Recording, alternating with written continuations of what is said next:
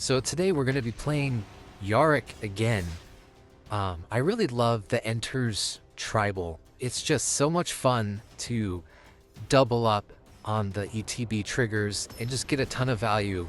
It really shows some really fun, kind of wonky games. So today I'm playing against Lurrus of the Dream Den.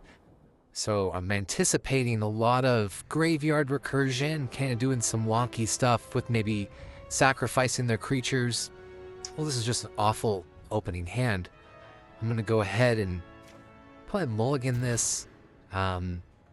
This one's okay. I'll keep it just because I'm looking at that Kami of the Bamboo Groves to use that channel ability just to get some more lands. So we'll go ahead and put out the tap land here for the Triome.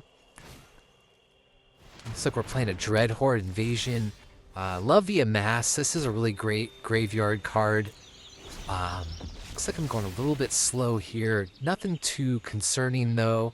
My deck is definitely more of that mid-range. It does take some time to get going.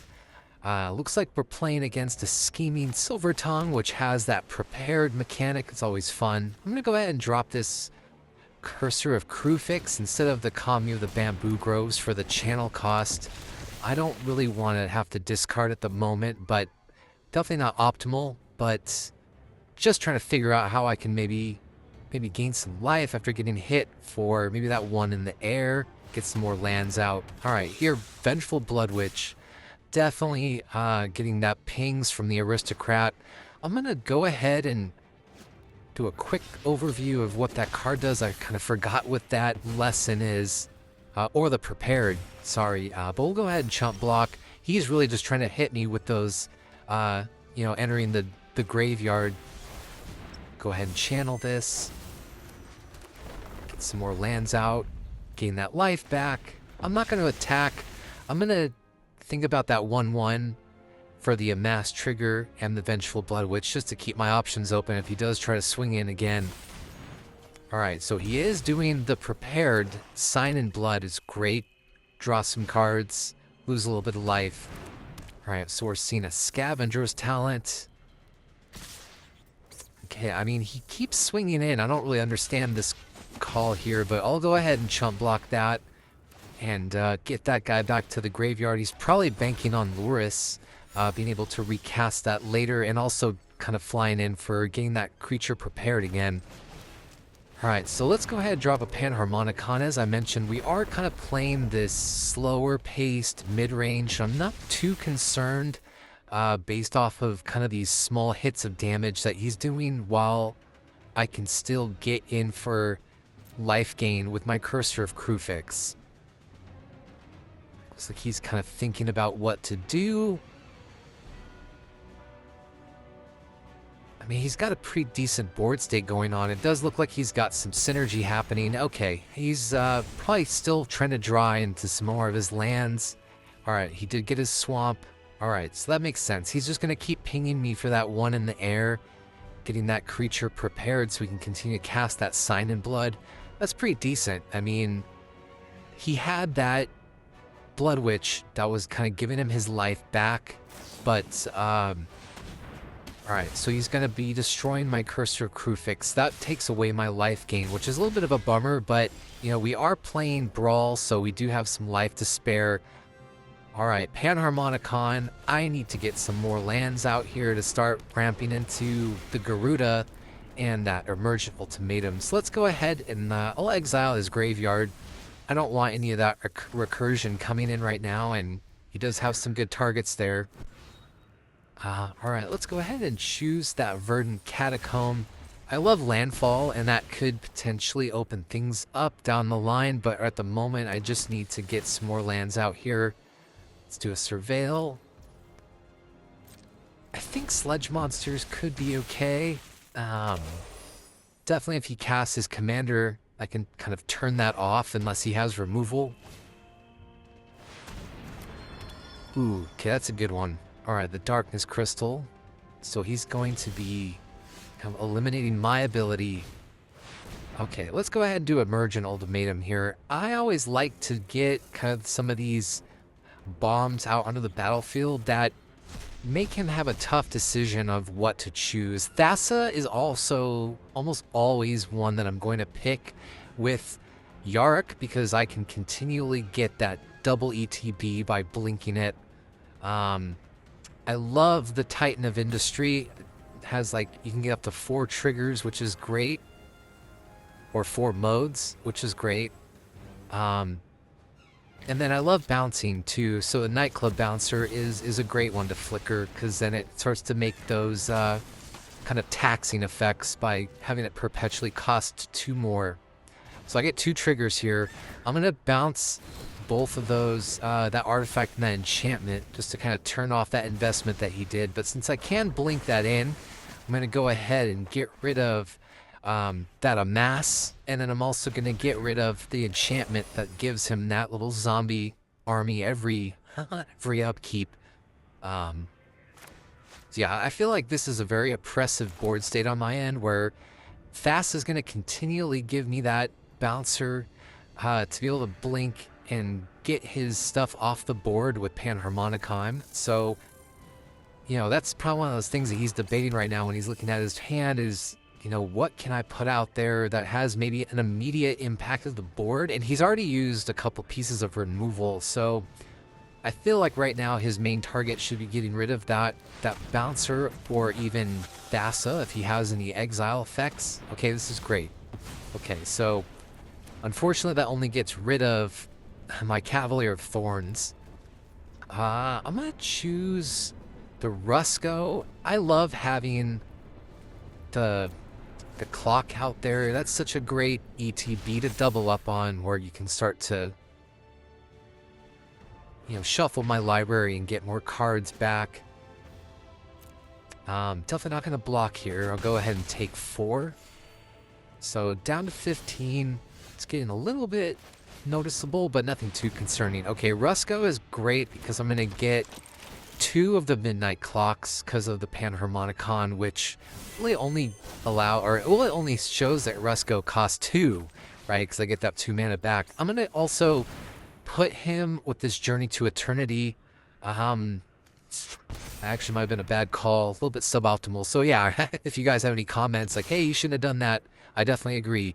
I don't really want him to die, but he might be a target because of that kind of life gain, life loss, just by playing non-creature spells. I was hoping to maybe blink him, but I'll continue with the bouncer approach. I'll just get rid of his 2 creatures on the board.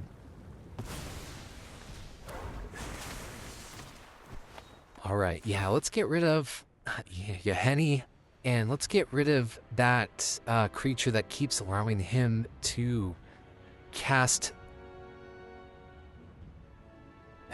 Prepared Lesson.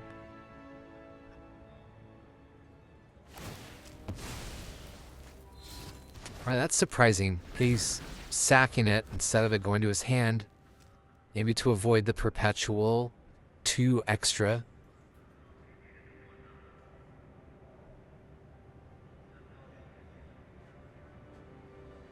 Alright, so I don't really have any, like, interaction at this point. I'm kind of just waiting to see what he does. But I do have a lot of mana. I do have the double ETPs, and I have some pretty decent targets in my hand for my next turn. I'm really thinking about that Garuda, or even a Ravenous Chupacabra, just in case he puts anything out there that might be, you know, threatening to what I'm trying to do. But ultimately, this is what I love about Yarok, is you can really be flexible and, you know, really take advantage of the value of those double ETB triggers, and it kind of makes for some fun play styles that, you know, can really help against a lot of these decks that I play against in Brawl. Alright, so he's playing Lurrus, he's playing that Scheming Silvertongue again, and now he's playing an Oathsworn Vampire. Okay, so yeah, he pretty much built out a board pretty decently. I'm gonna go ahead and shock in this Breeding Pool. Maybe should have done some math beforehand, but I just always feel like, you know, if you have the life, extra mana is always better if you're going a little bit quick here. So let's play Garuda, see what we got as targets. Whew, that Enduring Tenacity is amazing. Let's see. Yeah, let's just get some cards going here. Put Wall Blossoms.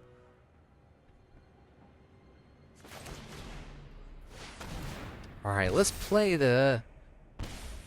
play that Ensanguine Brushstroke. I'm gonna get 2 Blood Artists. Oh, sorry, nope. That's only when I have Yarok on the battlefield. But let's just do some incidental life gain and life loss, especially with that tenacity out there. So we're just gonna knock him back a bit. He's giving me some funny emojis there. Yeah, you're boring.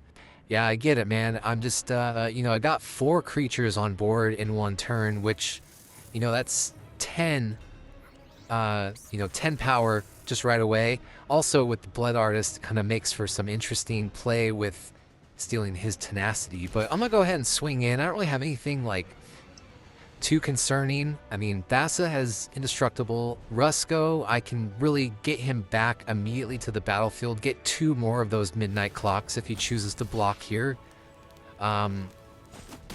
Interesting choice. I don't know if I would have blocked with Lurrus, but maybe he is just trying to get that 3 life. But Rusco is going to come back to the battlefield, and I am also going to get a land. A lot of Blood Artist triggers, and then also that's going to trigger Tenacity, which is going to be, I think, 6 life from him. Oh, my math wasn't mathing there. Alright, so we'll go ahead and put out the landfall trigger here. Alright, let's just bounce Garuda, get 2. Masker Worm. Let's go ahead and hit him for... Gonna lose 2 life from the Masker Worm, Blood Artist trigger, and then also Tenacity. So we're gonna get him down to 3. I'm gonna choose the Jadar. I think that the zombie token that has decayed can really synergize with the Blood Artist and the Tenacity that I stole. That's why I love Garuda. It's like I can play off of other people's creature synergies that just go really well with Yarok as well, and Pranarmonicon, any of those kind of ETB triggers, or, you know, landfall triggers, death triggers. Those are all really great. I mean, honestly, if I was in his situation, unless I had a board wipe, ooh, that is a perfect card here. I don't know off the top if he's going to survive this with Blood Artist. Let's see what we're going on here, but Masker Girl is going to be triggering a ton of times. Wow, that was actually a really great... I mean, I don't know, though. This could be something that... I think he goes down to 2. Yeah, okay. So, here's what we're going to do. We're just going to get Masker Worm back with the Cave of Eternity. He's just going to lose the 2 life, and it's going to immediately be a game loss for him because of the double 2/2/2 with Panharmonicon. But that was really good, though. I think that was like... I don't know if he knew that ahead of time, but we got the victory, and yeah.